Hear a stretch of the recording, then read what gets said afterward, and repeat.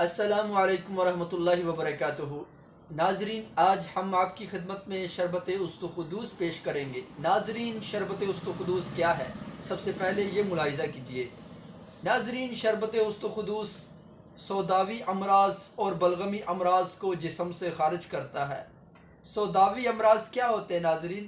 سوداوی امراض سردی کے امراض ہوتے ہیں کہ جب انسان کے جسم میں سردی خشکی کی زیادتی ہو جائے تو اس وقت انسان سوداوی امراض کے اندر مبتلا ہو جاتا ہے۔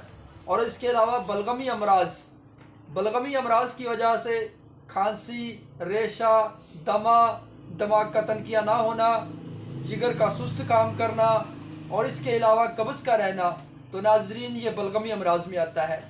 ان دونوں امراض کو جڑ سے ختم کرتا ہے یہ شربت، اور یہ دماغ کا تنکیہ کرتا ہے۔ دماغ کے اندر جتنے بھی گندے فضلات مادے ہوتے ہیں، سر میں درد ہوتا ہے، درد شقیقہ ہوتا ہے، آدھے سر کا درد ہوتا ہے، تو ناظرین اس کے لیے بھی یہ بڑی اچھی اور مفید چیز ہے۔ ناظرین، یہ قوت کو اور قوت حافظہ کو بڑھاتا ہے، بہت سے امراض میں کام آتا ہے۔ بہت ہی سادہ سا نسخہ ہے، آسان سا نسخہ ہے۔ نسخہ ملاحظہ کیجئے۔ نسخہ کیا ہے؟ استخدوس 8 تولے لینا ہے، بسفائج 1.5 تولہ لینا ہے، بادرنج بویا 1.5 تولہ لینا ہے، اور گاؤ زبان 1.5 تولہ۔ یہ 4 چیزیں ہو گئی: استخدوس، بسفائج، گاؤ زبان، بادرنج بویا۔ یہ چیزیں لے کر رات کے وقت 1.5 سیر پانی میں بھگو دیں، صبح اس کو آگ پر رکھیں اور خوب پکائیں۔ جب پانی 1.5 کلو سے 1 کلو رہ جائے، اس میں 3 پاؤ چینی ڈالیں، پھر پکائیں۔ پکانے کے بعد جب یہ گاڑھا ہو جائے تو شربت تیار ہے۔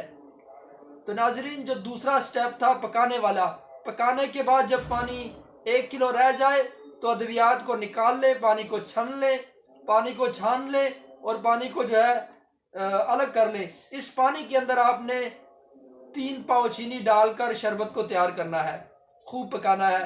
جب شربت تیار ہو جائے اتار لیں، صاف برتن میں محفوظ کر لیں اور 1 ماشا بینزویٹ ڈالیں تاکہ آپ کا شربت محفوظ ہو جائے۔ تو ناظرین، اس کا استعمال کیا ہے؟ رات کو سوتے اس کو صبح، دوپہر، شام 2 چمچ آپ ویسے بھی استعمال کر سکتے ہیں۔ بہت ہی مفید شربت ہے اور بہت ہی مفید چیز ہے۔ تو ناظرین، اجازت دیجئے، اپنے میزبان حکیم محمد زبیر احمد صدیقی کو دعاؤں میں یاد رکھیے۔ اللہ تعالیٰ آپ سب کا حامی و ناصر۔ السلام علیکم ورحمۃ اللہ وبرکاتہ۔